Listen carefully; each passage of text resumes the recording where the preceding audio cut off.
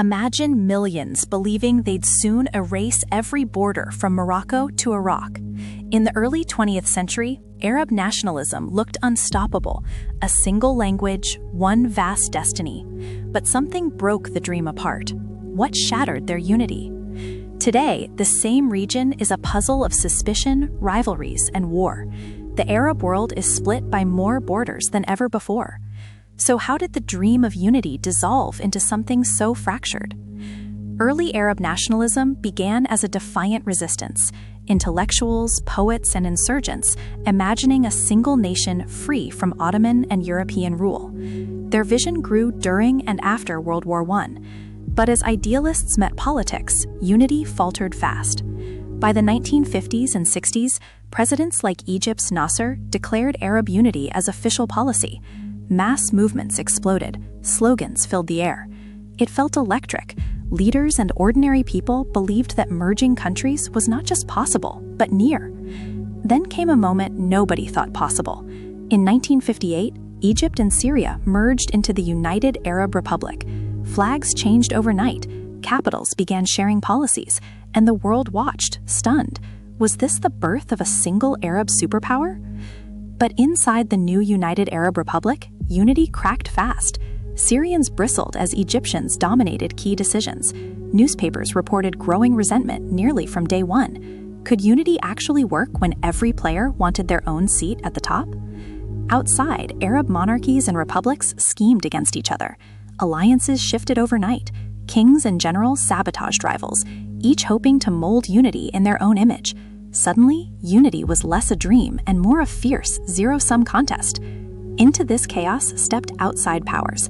The US and USSR saw every Arab rivalry as a chance to gain influence, supplying weapons, whispering in ears, deepening mistrust. Instead of uniting the Arab world, foreign hands pulled countries further apart. Wealth drove a wedge too. As Gulf oil riches soared, their neighbors looked on in envy. Debates about sharing resources split countries along lines of money and identity. Suddenly, Arab unity meant something very different if you were rich or poor. The rhetoric of Arab nationalism made minorities nervous. Kurds, Christians, and others feared exclusion, sometimes even blame for not being purely Arab. As societies grew tense, old friendships cracked, and the movement's promises sounded less like hope. Suddenly, coups and assassinations rocked capitals from Baghdad to Damascus. One regime fell after another. Yesterday's heroes became today's hunted. Every betrayal pushed Arab unity further out of reach, as trust between leaders and states turned to dust. By the 1970s, one movement fractured into many. Some clung to pan-Arab socialism, others to new monarchies or Islamic revivalism. Loyalties split fast. Each country chased its own destiny, and the old promise of unity began to sound distinctly old. Then came catastrophe. In 1967's Six-Day War, Israel's sudden victories shattered Arab armies and hope alike. The defeat didn't just reshape borders, it broke the spirit. Generations who'd shouted for unity now whispered about what went wrong. The aftermath was more than lost battles.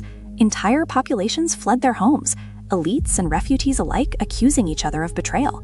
Across the Middle East, any lingering trust between Arab states faded to suspicion, and unity slipped further away. By the 1980s and 90s, Arab unity was mostly an empty slogan, used in speeches, forgotten on the ground. Civil wars and invasions erupted, leaving only distant echoes of the dream that once united millions in the streets. Here's the contradiction. Arab nationalism called for unity, but every charismatic leader, Nasser, Assad, Hussein, chose their own power over real compromise. The dream depended on strong men joining hands, but each wanted to hold the reins alone. Every time hope surged, a handshake, a treaty, old rivalries resurfaced. Personal ambition, tribal loyalty, Cold War intrigue. Together, these doomed the vision of one Arab nation. Watching from the sidelines, outside powers saw it slip apart, piece by piece. What's left today? In most of the Middle East, Arab nationalism lingers only in political speeches and worn-out posters. New generations hear the old slogans, but most just scroll past. Unity is now more myth than memory. Even if Arab unity never returns, echoes of the movement still shape every map, headline, and alliance in today's Middle East. Borders, sometimes invisible, sometimes brutal, trace the outlines of a dream that changed everything, then left 1,000 scars. Arab nationalism's deepest flaw, demanding everyone unite but refusing to surrender power, explains its rise and sudden collapse. Big dreams aren't just fragile, they're explosive. You now know something most history books leave out. Hit subscribe. The next chapter is already waiting.